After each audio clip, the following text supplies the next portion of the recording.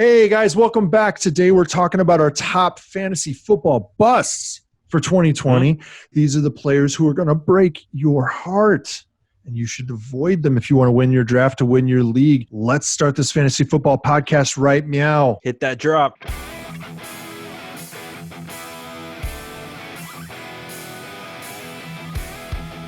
Hello and welcome to the Fantasy Football Upside. I am Justin. Kyle just waved. Hi. Thanks for dropping by our Fantasy Football Podcast and YouTube channel. Today we are going to give you some of our biggest busts for the 2020 Fantasy Football season. She's got huge tracts of land. Those are our biggest busts. So our episodes for Monday and Tuesday of this week, we gave you 2 mock draft episodes. One was a standard scoring, and the other one was a full PPR mock draft. So check those out. And then yesterday, we gave you some more sleepers. We had some more in our back pocket, and we wanted to share those with you. Oh, yeah. Oh, so those are the deep sleepers, guys. Deep sleepers, double-digit round sleepers. But this isn't COVID deep. We were talking about that. Yeah, we may go even deeper. I think we're going to have to go COVID deep. We're talking like round 18 plus, possibly. That's deep. We're willing to go that deep for you all. So that's what we're willing to do for you guys here at the Upside. Yeah. But make sure you check out all of our episodes here. We're going to go that deep. All you guys have to do is just click subscribe, maybe comment, click like, something like that. That's all you got to do. Smash the thumbs up. That's all you got to do for us to go deep like that. So what else we got? Anything? No, not really. Make sure you subscribe, do that stuff, all the standard, right? And you know what? If you guys want us to do like a, COVID sleeper episode, like extra deep league, let us know. 18 plus round kind of thing. Comment down there. Let us know. If we get like 5+ comments on that, I mean, maybe we'll do one. Let's see. All right, so let's just dive in headfirst in the shallow end on this, and let's talk about our busts. We're going to give you 8 busts. We're going to talk about 1 each at each position that we like to talk about. That's running back, wide receiver, tight end, and QB, 1 from each of us. All right, Justin, who do you have as your running back bust? So my number 1 running back bust, it's Le'Veon Bell. And right now he's running back 20. He's going 9th pick in the 3rd round. And I just really, I'm going to start looking around. Well, I was just wondering, like, how far or how close to the ground you had to do, like, lean to pick up that low-hanging fruit. Because, my goodness, man. It all has to do with Adam Gase, man. Yeah, he just does not like Le'Veon Bell for some reason. I think he hates the front office for signing him, and then instead of actually using him because he got paid, he just decided not to use him efficiently. I mean, he's on the field a lot, but efficiency-wise, it was quite bad last year. And hey, let's go ahead and go out and sign Frank Gore. Yeah. And it's one of those things where I just feel like Adam Gase is just going to be a and just be like, you know what, we're going to pull Le'Veon Bell and put Frank Gore in there on the goal line just because he can, because he wants to trick people, because he thinks he's a savant. I don't like to drop other podcast names or anything like that, but I will say this: the fantasy footballers have a great nickname for Adam Gase, and it's Mr. Beehole, and that's the nickname right there. I'm not abbreviating that or anything like that. They call him Mr. Beehole. Mr. Beehole. And that's how they feel about him. They're not wrong. Man. They're not wrong. Yeah. No, they're not. And it's just hard to trust him even as an RB2, in my opinion, because he could give you some good games, but he's also going to give you some duds as well. And it's just based off of game plan that Adam Gase cannot do for some reason. So that's who I have as my running back bust. Yeah. All right. For my running back bust, I have Devin Singletary. I do not like this dude at all. It's just, he's a nice guy, great guy. He's a nice guy. I'm sure. I don't know him. I don't know him at all. I don't know if he's like, he's got to be nicer than Darius guys, right? But anyway, Devin Singletary is going as running back 21. He's our running back 34, actually. And I'm sorry, but the running back 1 on that team this year is going to be Zach Moss. It ain't going to be Devin Singletary. They've already said that Zach Moss is stepping right into the Frank Gore role, which means first, second down, and it means all the goal line carries. So He had about 12.5 carries a game last year. Frank Gore did, and that doesn't include any of the other catches or anything like that. So, yeah. So look, Singletary is gonna end up being the change of pace back. That's really what's going to happen, and you're just not. He's not going to get any work unless it's inside. It's between the 20s, guys. That's just the way it's going to be. So don't go and draft this guy as an RB2. He's at best a flex play. Think of him kind of like how a lot of people are thinking of Kareem Hunt. They're wrong, but that's how a lot of people are thinking of Kareem Hunt as a flex play.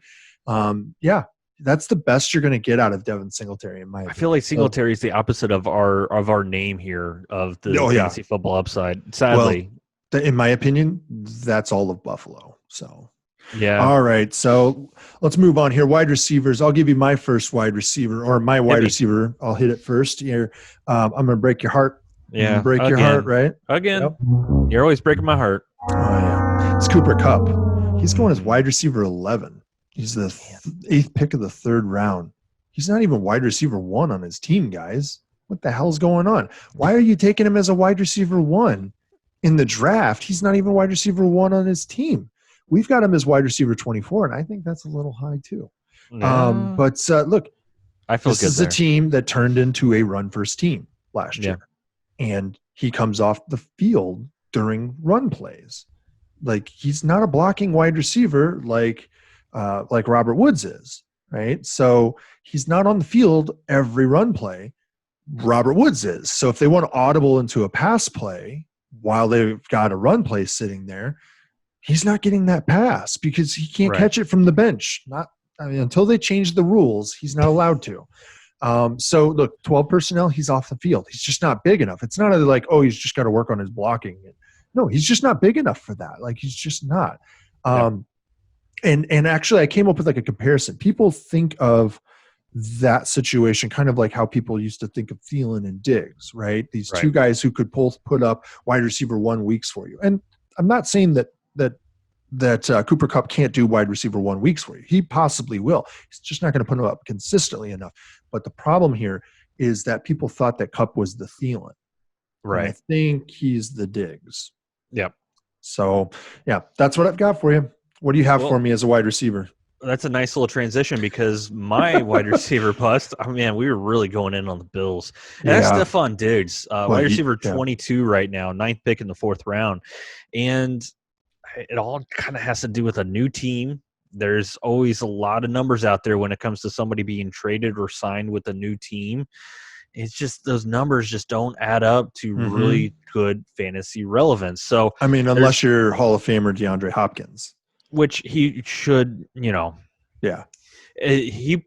could actually finish outside top 4 or 5 wide receivers. Yeah, but it's about possibly. 75. It's about 75% of the time that they don't make the transition well that first year. Right. There's still because you look 25%. At OBJ from last year. Emmanuel Sanders gets it done every time. Yeah. The dude plays on 3 teams a year, right? Now he still gets it done somehow. I'm just wondering when the Packers get their turn.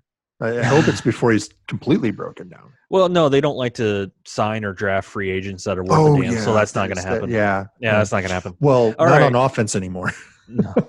All right, back to Stefon Diggs. Sorry. Yeah. Another thing is there's not going to be any preseason games, so he doesn't really have that kind of game, work with Josh Allen this year going into the season. So that's really hard to trust somebody as a wide receiver 2 when he hasn't played with somebody in a game format. Yeah. So also, Stefon Diggs is a deep threat. Josh Allen could throw the heck out of a ball, but we've talked about this before.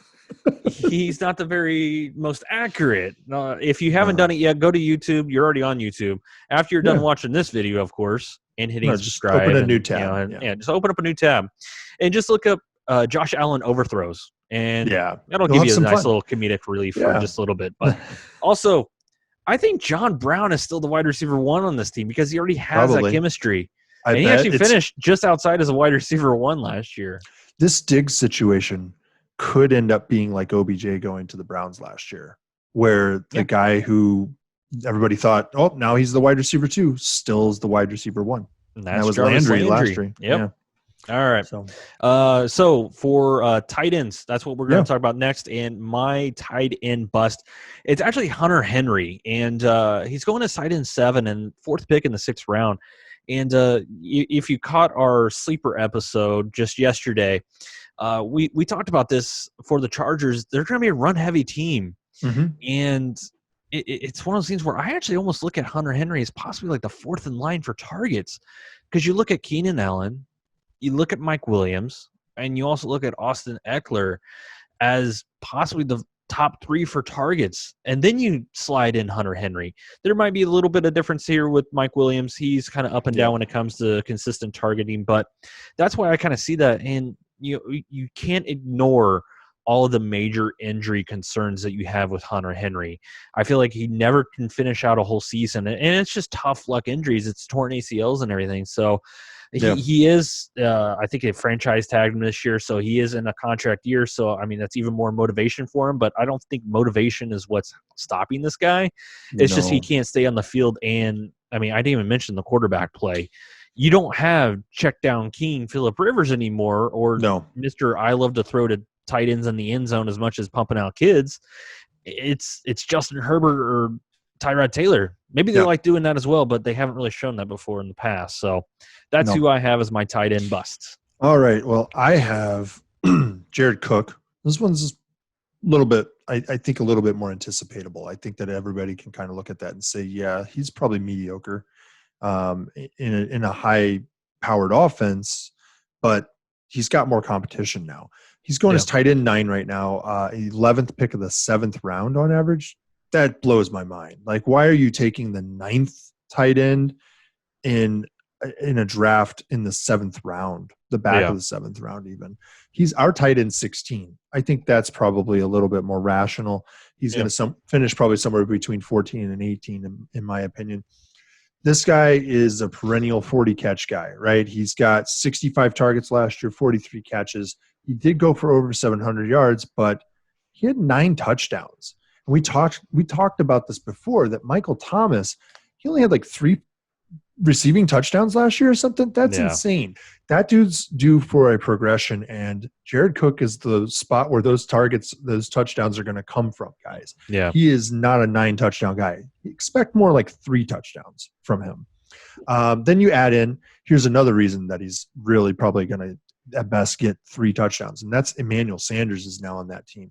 Yeah. And I'm sorry, but this takes him out of the tight end 1 discussion for me completely, because he's due for a regression, and then he's got somebody who's competent enough to take the same targets that he's been getting exactly. It's those targets over the middle. It's the hard-fought yards, and it's the targets in the end zone, in the middle of the end zone. Sanders has never been afraid to go up the middle, man. And that's I think Drew Brees is really going to attach to Emmanuel Sanders. Yeah. And if you just need a little bit of like data points to say, oh yeah, this is bad.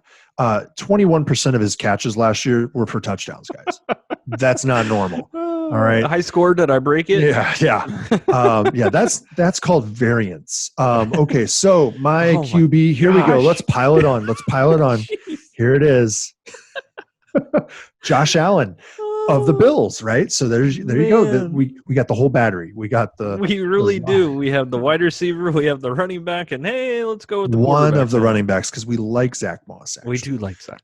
So Josh Allen's going as QB7, which I'm sorry, that's wrong. Don't do that. He's going 4th pick of the 6th round. Yeah. Don't be that guy. Be that guy. Don't be that guy. We've got him as QB12. I think that's wrong too, but I'm going to give that. I'm going to let that stay. I don't mind QB12. Him finishing at like 11, 12, 13, somewhere in that range. Right. This is a guy who's a career 55% passer. Like, he's a 55% passer. This isn't because his receivers can't catch at that point, guys. He's never broken 60%. I mean, yeah, he's only been in the league 2 years, but it's because he's terrible at targeting people. He's got low passing yards for the modern NFL. Yeah. The reason that people like him is because of his rushing and because of his touchdowns. Yep. Well, guess what? They added a goal line back out of the draft. So they're going to tell him, stop rushing.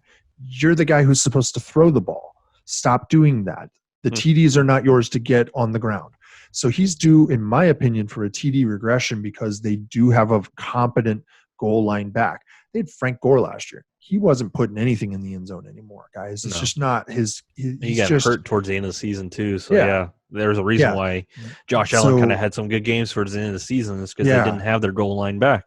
Yeah, and then you add in there's Stefon Diggs now, right? We talked about him.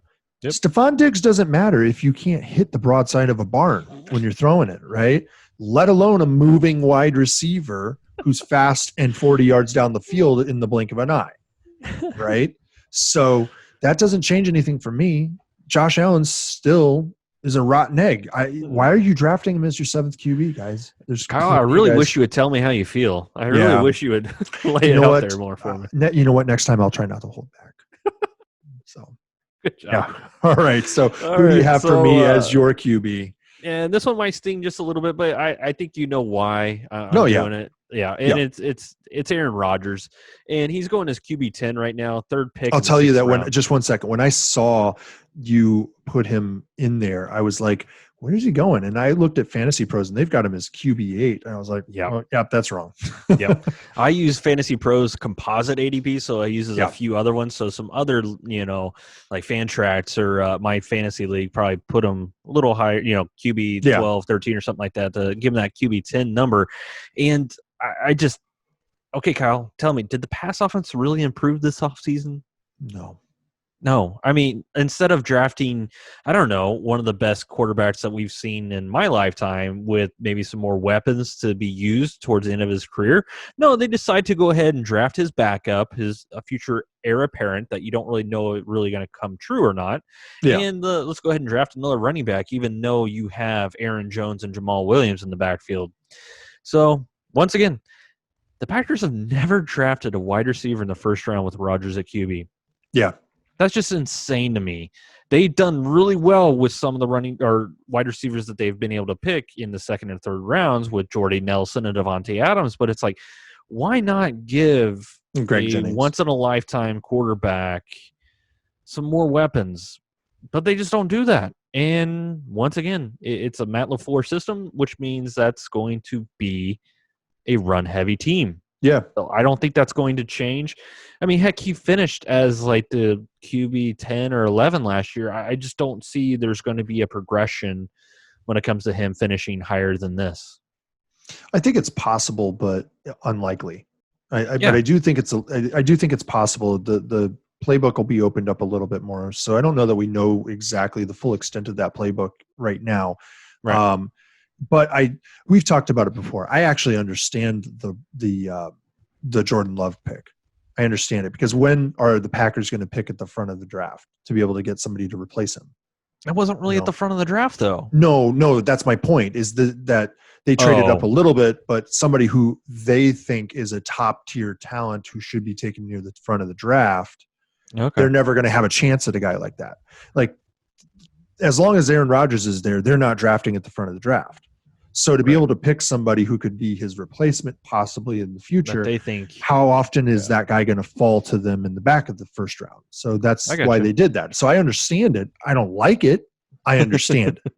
Okay. So, all right. So, guys, hey, look, we've, given you some busts before. We gave you some, like a little bit more edgy busts, I think, last time. So. So if you want, go ahead and check out that bust episode. It should be right here, right now. And click subscribe and make sure you hit that bell as well so you're notified the next time we upload a podcast. And thanks for being a fan of The Upside. We'll see you next time. Bye. See you guys.